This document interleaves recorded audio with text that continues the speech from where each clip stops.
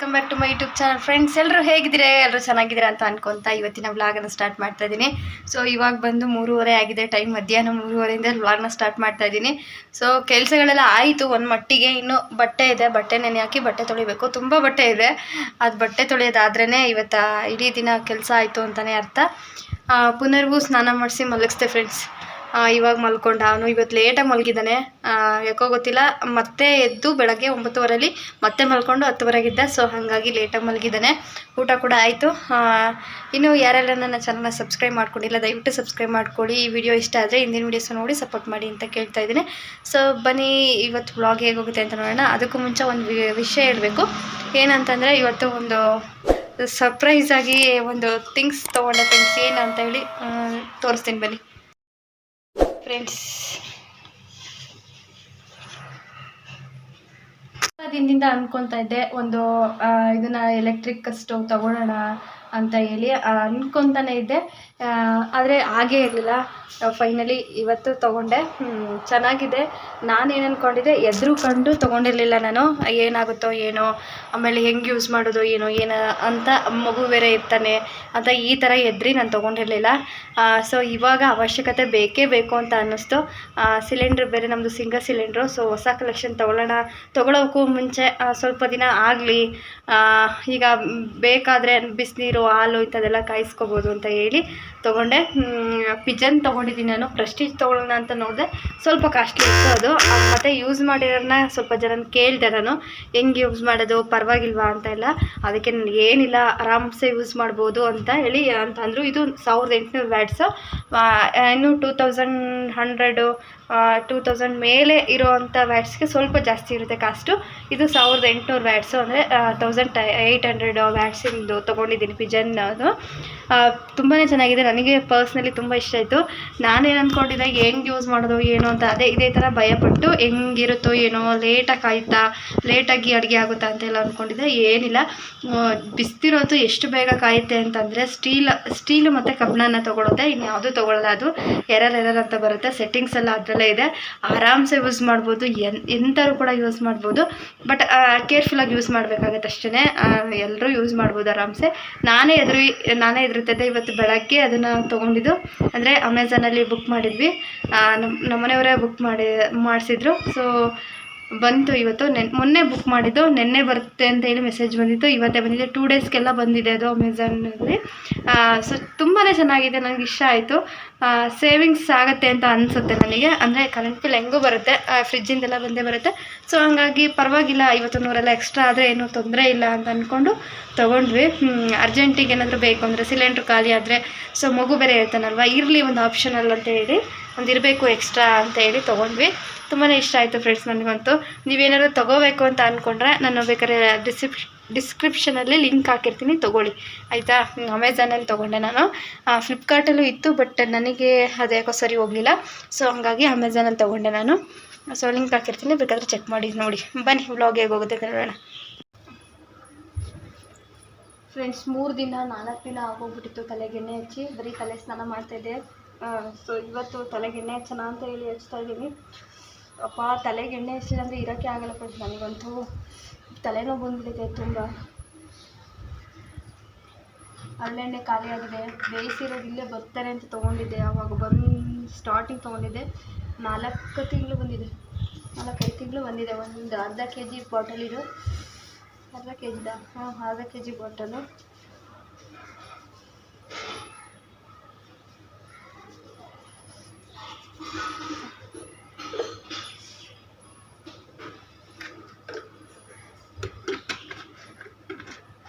ಎಣ್ಣೆ ಹಚ್ಚಲಿಲ್ಲ ಅಂದರೆ ಇರೋಕ್ಕೆ ಆಗಲ್ಲ ಫ್ರೆಂಡ್ಸ್. ನನಗಂತೂ ಒಂಥರ ಕಿರಿಕಿರಿ ಅನಿಸ್ತಿರುತ್ತೆ. ತಲೆ ಎಣ್ಣೆ ಹಚ್ಚಿ ಟೈಟಾಗಿ ಜಡೆ ಎಣಿದ್ರೇ ನನಗೆ ಸಮಾಧಾನ.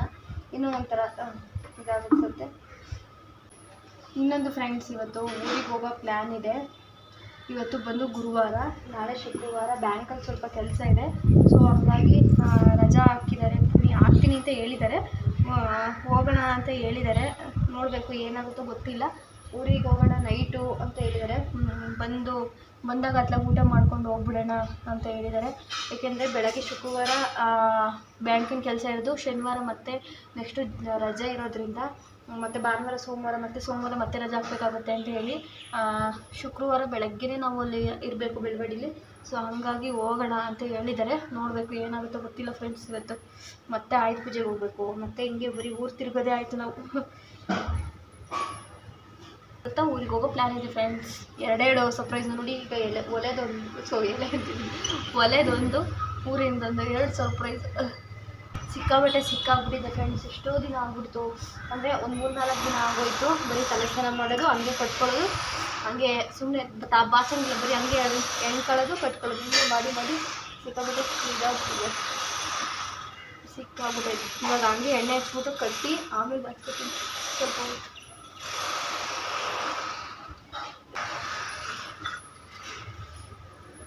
ಟೀ ಮಾಡ್ಕೊಂಡು ಕುಡಿದ್ಬಿಟ್ಟು ಇವತ್ತು ಹೊಸ ಒಲೆಯಲ್ಲೇ ಟೀ ಮಾಡಿ ತೋರಿಸ್ತೀನಿ ಫ್ರೆಂಡ್ಸ್. ಪೂಜೆ ಏನೋ ಮಾಡೋಕ್ಕೆ ಹೋಗಲಿಲ್ಲ ನಾನು. ಅಂದರೆ ಪೂಜೆ ಮಾಡಬೇಕಿತ್ತು, ಯಾಕೋ ಮಾಡೋ ಇಂಟ್ರೆಸ್ಟ್ ಇರಲಿಲ್ಲ. ಸೊ ಹಂಗಾಗಿ ಸುಮ್ಮನೆ ಅದೇ ಮಾಡೋಂಗಿರಲಿಲ್ಲ ಇನ್ನೊಂದು. ಹಾಗಾಗಿ ಮತ್ತಿನ್ನ ಪುನೀನ ವಿನೀನ ಕಾಯ್ತಾ ಕೂತ್ಕೊಳ್ಳೋಕ್ಕಾಗಲ್ಲ. ಅವ್ರು ಬರೋದು ಮಧ್ಯರಾತ್ರಿ 9 ಗಂಟೆ 10 ಗಂಟೆ ಆಗುತ್ತೆ. ಸೊ ಹಾಗಾಗಿ ಪೂಜೆ ಏನೂ ಮಾಡೋಕ್ಕೆ ಹೋಗಲಿಲ್ಲ. ನಾನು ಮಾಡೋಂಗಿರಲಿಲ್ವಲ್ಲ. ಸೊ ಹಾಗಾಗಿ ನಾನು ಮಾಡೋಕ್ಕೆ ಹೋಗಲಿಲ್ಲ. ಅದಕ್ಕೆಲ್ಲ ಇನ್ನೇನು ಪೂಜೆ ಅನ್ಕೊಂಡು ಸುಮ್ಮನೆ ಅದೇ ಅಟ್ಲಾಗಿ ಇವತ್ತು ಟೀ ಮಾಡಿ ತೋರಿಸ್ತೀನಿ ಫ್ರೆಂಡ್ಸ್. ಈಗ ನಾನು ಟೀ ಕುಡಿಬೇಕು, ತಲೆನೇ ಬಂದಿದೆ. ಟೀ ಕುಡಿದ್ಬಿಟ್ಟು ಬಟ್ಟೆ ತೊಳೆಯೋಕ್ಕೆ ಶುರು ಮಾಡ್ಕೊಂಡ್ಬಿಡ್ತೀನಿ. ನಮ್ಮ ಅಮ್ಮ ಸ್ಕೂಲ್ಗೆ ಹೋಗ್ಬೇಕಾದ್ರೆ ಚೆನ್ನಾಗಿ ಎಣ್ಣೆ ಹಚ್ಚಿ ತಲೆ ಬಾಚಿ ನೀಟಾಗಿ, ಆವಾಗ ನಮ್ಗಳಿಗೆ ತಲೆಲೆಲ್ಲ ಏನಾಗೋ ಫ್ರೆಂಡ್ಸ್. ಹೈಸ್ಕೂಲಿಗೆ ಹೋದ್ಮೇಲೆ ನಮ್ಮನ್ನು ನಾವು ಕೇರ್ ಮಾಡ್ಕೊಳ್ಳೋ ಅಂಥ ಟೈಮ್ ಬಂದಮೇಲೆ, ನಾವು ತಲೆನ ವಾಶ್ ಮಾಡ್ಕೊಳ್ಳೋ ಅಂಥ ಟೈಮ್ ಬಂದಮೇಲೆ ನಮಗೆ ಏನುಗಳೆಲ್ಲ ಕಡಿಮೆ ಆಗಿದ್ದು. ಅವಾಗ ತುಂಬ ಏನಾಗ್ತಾಯಿದ್ದು ನನಗೂ ನಮ್ಮ ಅಕ್ಕಂಗೂ ತಲೆಯಲ್ಲಿ.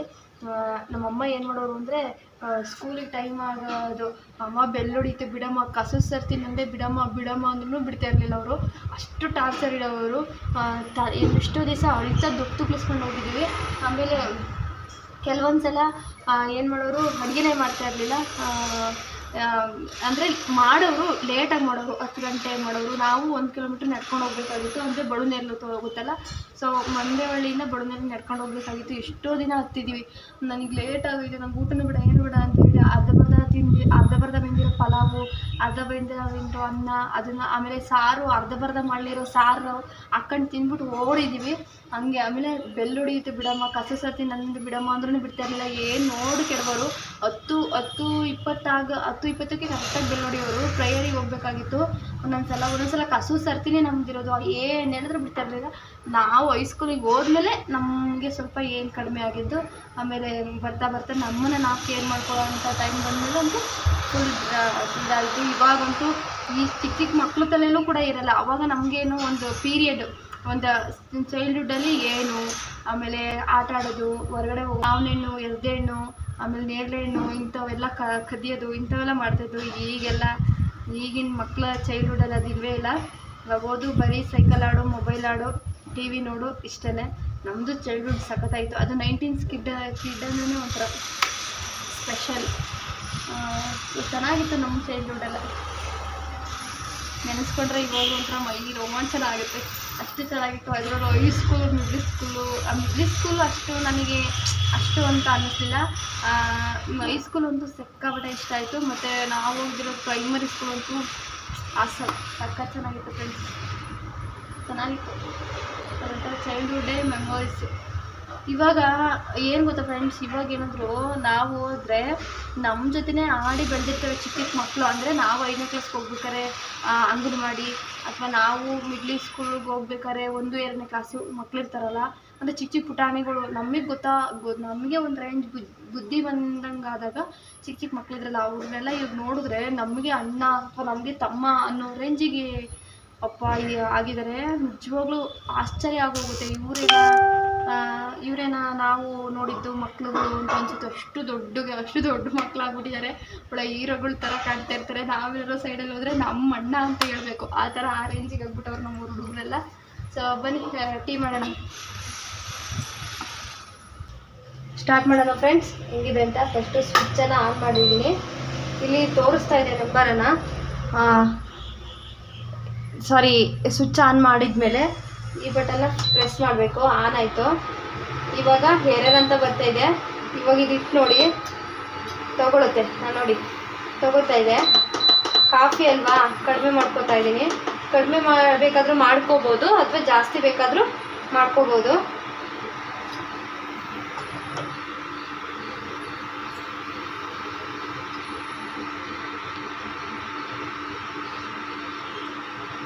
ಕಡಿಮೆ ಬೇಕಾದರೂ ಮಾಡ್ಕೋಬೋದು, ಜಾಸ್ತಿ ಬೇಕಾದರೂ ಮಾಡ್ಕೋಬೋದು. ಇವಾಗ ತಗೊಂಡಿದ್ದೆ, ನಾನು ಕಡಿಮೆಗೆ ಇಟ್ಟಿದ್ದೀನಿ.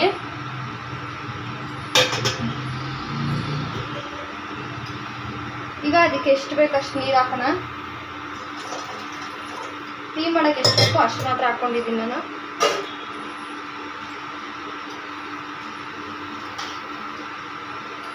ಈಗ ಟೀ ಪುಡಿನ ಹಾಕ್ಕೊಂಡಿದ್ದೀನಿ. ಸ್ವಲ್ಪ ನಿಧಾನಕ್ಕೆ ಆಗಲಿ, ಟೀ ಸ್ವಲ್ಪ ನಿಧಾನಕ್ಕೆ ಮಾಡಿದ್ರೇ ಚೆಂದ ಅಲ್ವಾ. ನಿಧಾನಕ್ಕೆ ಇಟ್ಟಿದ್ದೀನಿ ನಾನು. 400 ವ್ಯಾಟ್ಸಿಗೆ ಇಟ್ಟಿದ್ದೀನಿ. 400ಗಿಂತ 1800ವರೆಗೂ ಇಟ್ಕೋಬೋದು. ಬಟ್ ನಾನು ಇರಲಿ ಕಡಿಮೆಗಿರಲಿ ಫಸ್ಟು ಅಂತೇಳಿ ಕಡಿಮೆಗೆ ಇಟ್ಟಿದ್ದೀನಿ. ಏಕೆಂದರೆ ಟೀ ಅಲ್ವಾ, ಮಳ್ಳಲ್ಲಿ ಚೆನ್ನಾಗಿ ಅಂತ ಹೇಳ್ಬಿಟ್ಟು.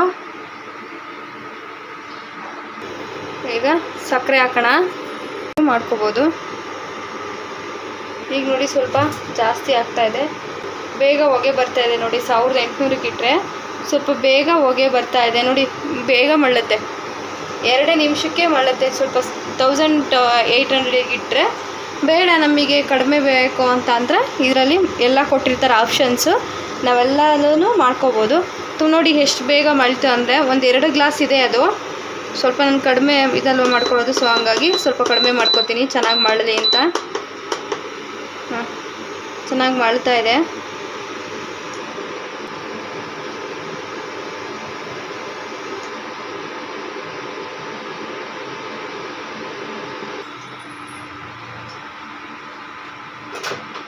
ಈಗ ಇದು ಆಗಿದೆ. ಈಗ ಇಲ್ಲಿ ಆಫ್ ಮಾಡೋಣ. ಇಲ್ಲಿ ಆಫ್ ಮಾಡಿ ಮೇನ್ ಸ್ವಿಚ್ ಆಫ್ ಮಾಡಬೇಕು. ಇಲ್ಲ ಡೈರೆಕ್ಟ್ ಆಫ್ ಮಾಡಿದ್ರು ನಡೆಯುತ್ತೆ, ಬಟ್ ಪ್ರೊಸೀಜರ್ ಹೆಂಗಿದೆಯೋ ಹಂಗೆ ಮಾಡಿದ್ರೆ ಒಳ್ಳೇದಂತ ಅಷ್ಟೇ. ಸೊ ಆಗಿದೆ. ಇವಾಗ ಸೋಸ್ಕೊಳ್ಳೋಣ. ನೋಡಿ 1-2 ಲೋಟಕ್ಕಿಂತ ಜಾಸ್ತಿನೇ ಇದೆ ಇದು. ನೋಡಿ ಎಷ್ಟಿದೆ ಅಂತ, ಇನ್ನೂ ಸ್ವಲ್ಪ ಜಾಸ್ತಿನೇ ಇದೆ. ಎಷ್ಟು ಬೇಗ ಮಳ್ಳಿದೆ ಅಂತ ಅಂದರೆ 1-3 ಗ್ಲಾಸ್ ಟೀ ಬೇಗನೆ ಮಳ್ಳಿದೆ, ಬೇಗನೆ ಆಗಿದೆ. ನಾವು ಬೇಗ ಬೇಕಂದರೆ ಬೇಗ ಮಾಡ್ಕೋಬೋದು, ಇಲ್ಲ ಲೇಟಾಗಿ ಬೇಕಂದರೆ ಲೇಟಾಗಾದರೂ ಮಾಡ್ಕೋಬೋದು. ಹಿಂಗೆ ಅಂದರೆ ಮೀಡಿಯಮು ಹೈ ಎಲ್ಲ ಇಟ್ಕೋಬೋದು. ವ್ಯಾಟ್ಸು ನಾವೆಲ್ಲ ಸೆಟ್ಟಿಂಗ್ಸ್ ಮಾಡ್ಕೋಬೋದು ಫ್ರೆಂಡ್ಸ್. ತುಂಬಾ ಚೆನ್ನಾಗಿದೆ, ನಂಗೆ ಸಖತ್ ಇಷ್ಟ ಆಯಿತು. ಇನ್ನು ಪುನರ್ವು ಬಂದು ಇದು ಸ್ಟವ್ ಬಂದಿತ್ತಲ್ಲ, ಅದು ಬಾಕ್ಸಸ್ನ ಇಟ್ಕೊಂಡು ಆಟ ಆಡ್ತಾಯಿದ್ದ. ನಾನು ಸೋಫಾ ಮಾಡ್ಕೊಂಡಿದ್ದೀನಿ, ಸೋಫಾ ಮೇಲೆ ಮಲಗಿದ್ದೀನಿ ಅಂತ ಎಲ್ಲ ಹೇಳಿ ಅವ್ನು ಕ್ಯೂಟಾಗಿ ಆಟ ಆಡೋದು ನೋಡೋದಕ್ಕೇ ಚೆಂದ. ತುಂಬ ಕ್ಯೂಟಾಗಿ ಆಟ ಆಡ್ತಾನೆ. ಸೊ ಅದನ್ನು ನೋಡ್ತಾ ನಿಂತಿದ್ದೆ ನಾನಂತೂ. ಅವ್ನ ಹೇರ್ ಸ್ಟೈಲಂತೂ ತುಂಬ ಚೆನ್ನಾಗಿ ಕಾಣಿಸ್ತಾ ಇದೆ. ಇವಾಗಂತೂ ಅವ್ನ ಹೇರ್ ಸ್ಟೈಲ್ಗೆ ಒಂಥರ ಲುಕ್ ಇದು ಮಾಡ್ತಾ ಇದ್ದಾನೆ. ಈಗ ಅಡುಗೆ ಮಾಡಬೇಕು, ತುಂಬ ಸುಸ್ತಾಯಿತು ನನಗಂತೂ ಬಟ್ಟೆ ಒಗೆದು. ಇದು ಬಟ್ಟೆ ಒಗೆದ್ಬಿಟ್ಟೆ. ಬಟ್ಟೆ ಬಟ್ಟೆ ಇತ್ತು. ಬಟ್ಟೆ ಒಗೆದು ವ್ಲಾಗ್ ಮಾಡ್ಕೊಳ್ಳೋಣ ಅಂದ್ಕೊಂಡೆ, ಸುಸ್ತಾಗಿ ಹೋಗ್ಬಿಡ್ತು. ಹೋಗಿ ಬಟ್ಟೆ ಒಣಗಾಕಿ ಬಂದು ಇಷ್ಟ ತನಕ ಟಿ ವಿ ನೋಡಿ. ಇವಾಗ ಟೈಮ್ ಬಂದು 8:30. ಇವಾಗ ಫ್ರೀ ಅದೇ. ಸೊ ತಲೆ ಕೂಡ ಬಾಚಿಲ್ಲ ಫ್ರೆಂಡ್ಸ್, ಅಂದರೆ ಎಣ್ಣೆ ಹಚ್ಚಿ ಹಂಗೆ ಕಟ್ಕೊಂಡೋಳು, ತಲೆ ಕೂಡ ಬಾಚ್ಕೊಂಡಿಲ್ಲ. ಇನ್ನೇನು ಊರಿಗೆ ಹೊರಡ್ಬೇಕಲ್ಲ, ಆವಾಗ ಬಾಚ್ಕೊಂಡ್ರೆ ಆಯಿತು ಅಂತ ಹೇಳಿ ಇವಾಗ ಅಡುಗೆ ಮಾಡೋಕ್ಕೆ ಬಂದಿದ್ದೀನಿ. ಸೊ ನಂದು ಇದು ಸ್ಟವ್ ಇರೋದ್ರಿಂದ ನಿಜವಾಗ್ಲೂ ಎಷ್ಟು ಹೆಲ್ಪ್ ಆಗಿದೆ ಗೊತ್ತಾ ಫ್ರೆಂಡ್ಸ್. ಬೆಳಗ್ಗೆಯಿಂದ ಟೀ ಮಾಡ್ಕೊಂಡಿದ್ದೀನಿ, 1-2 ಸಲ ನೀರು ಕಾಯಿಸ್ಕೊಂಡಿದ್ದೀನಿ, ಹಾಲು ಕಾಯಿಸ್ಕೊಂಡಿದ್ದೀನಿ, ಸಾಂಬಾರು ಬಿಸಿ ಮಾಡಿದ್ದೀನಿ. ಎಷ್ಟು ಹೆಲ್ಪ್ ಆಗಿದೆ ಗೊತ್ತಾ, ನಿಜವಾಗ್ಲೂ ತುಂಬಾ ಖುಷಿ ಆಯಿತು ನನಗಂತೂ. ಸೊ ಇವಾಗ ಅಡುಗೆ ಮಾಡೋಣ. ಅಡುಗೆ ಏನು ಮಾಡೋದು ಅಂತ ಅದನ್ನೇ ಯೋಚನೆ ಮಾಡ್ತಿದ್ದೆ. ತರಕಾರಿ ಸಾಂಬಾರು ಮಾಡಿಬಿಡ್ತೀನಿ. ಅಂದರೆ ನಾವು ಊರಿಗೆ ಹೋಗ್ತೀವಲ್ಲ, ಸೊ ತರಕಾರಿ ಸಾಂಬಾರು ಮಾಡಿಟ್ಟರೆ ಅಣ್ಣ ಇದ್ದರೆ ಅವ್ನು ತಿನ್ಕೊತಾನೆ ಅಂತ ಹೇಳಿ. ಸೊ ಇವಾಗ ತರಕಾರಿ ಎಲ್ಲ ಅವ್ರು ನೆನೆ ಹೆಚ್ಚಿಟ್ಟಿದ್ದೆ. ಅರ್ಧಬರ್ಧ ಅಂದರೆ ಹೆಚ್ಚಿದೆ ಅರ್ಧಬರ್ಧ. ಆಮೇಲೆ ನಮ್ಮನೆಯವರು ಬೇರೆ ಸಾಂಬಾರು ಮಾಡು ಅಂತ ಅಂದರು, ಮೊಳಕೆ ಹುಳಿಕಾಳು ಸಾಂಬಾರು ಮಾಡು ಅಂದರು.